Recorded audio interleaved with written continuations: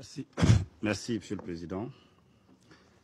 Monsieur le Président, je suis heureux, en cette veille de la fin de la présidence de la Sierra Leone du Conseil de sécurité, de vous adresser ainsi qu'à l'ensemble de votre délégation nos chaleureuses félicitations pour le travail remarquable abattu durant ce mois d'août 2024.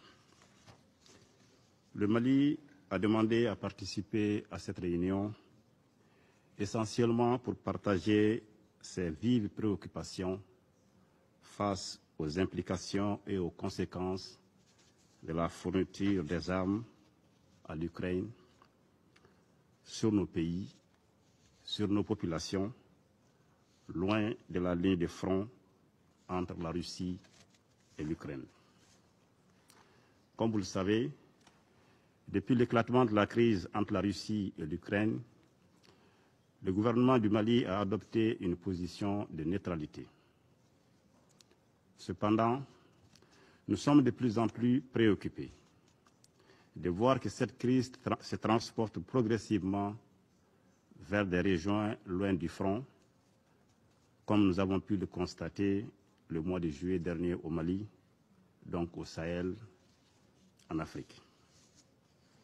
En effet, le porte-parole de l'agence ukrainienne de renseignement militaire et l'ambassadeur de l'Ukraine au Sénégal ont avoué publiquement et de manière assumée l'implication de leur pays dans l'attaque lâche, traître et barbare les 24, 25 et 26 juillet 2024 des groupes terroristes ayant causé la mort d'éléments des forces de défense et de sécurité du Mali à Tizawaten, au Mali, ainsi que des dégâts matériels importants.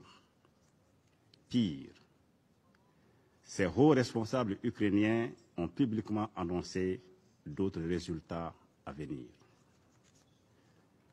Cela nous préoccupe. Le gouvernement du Mali réitère sa condamnation ferme de ce soutien assumé de l'Ukraine aux formations terroristes au Mali, au Sahel et en Afrique.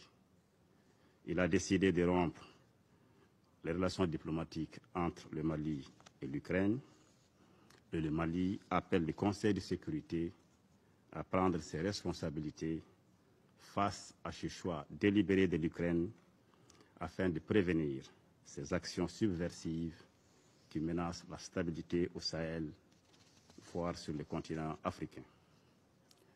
Compte tenu de ces précédents fâcheux que je viens de dénoncer, le gouvernement du Mali exprime sa vive préoccupation pour la question de la fourniture des armes à l'Ukraine, car il est désormais établi qu'une bonne partie de ces armes fournies à l'Ukraine vient alimenter le terrorisme et la criminalité au Sahel, avec le risque de déstabiliser davantage nos pays et d'aggraver les souffrances de nos populations, déjà éprouvées par plusieurs années de conflits aux conséquences dramatiques. Nous appelons donc les pays qui fournissent ces armes à l'Ukraine de s'assurer que les dites armes ne tombent pas entre les mains de groupes armés terroristes et extrémistes au Sahel et en Afrique. Pour sa part, le Mali ne souhaite point devenir un champ de convoitise et de bataille entre les puissances. Monsieur le Président, je voudrais saisir cette occasion pour répondre à l'ambassadeur d'Algérie qui, lors de la table ronde sur les 75 ans de la Convention de Genève sur le droit de la guerre, tenue le 26 août 2024 en Suisse, a cru bon de déclarer avoir, je cite, appris qu'un drone a effectué une frappe dans le nord du Mali, tuant une vingtaine de civils.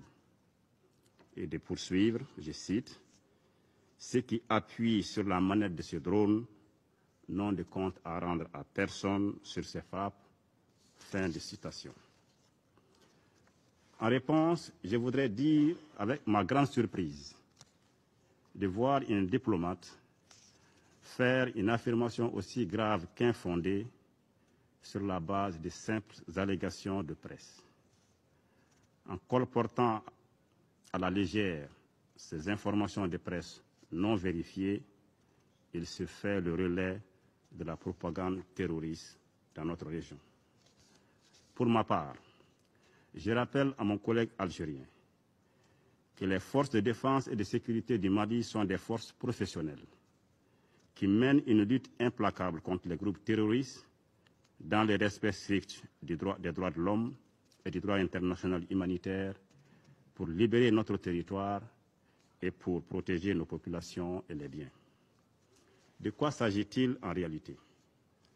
Le 25 août 2024, les forces de défense et de sécurité du Mali ont mené une reconnaissance offensive qui a repéré des véhicules de type pick-up chargés de matériel de guerre, soigneusement gardés dans une concession dans la localité de Tinzaouaten, au nord-est de Kidal.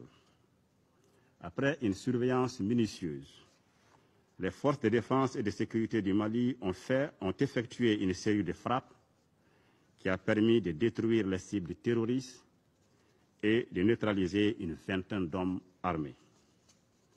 Comme vous pouvez le constater, Monsieur l'ambassadeur d'Algérie, cher ami Amar, il s'agit bien des terroristes que les forces du Mali ont neutralisés le 25 août et non des civils.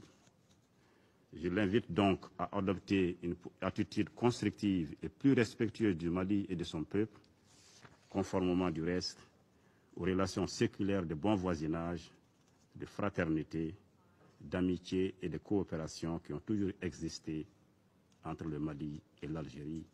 Je vous remercie, Monsieur le Président. I thank the representative of Mali. Je remercie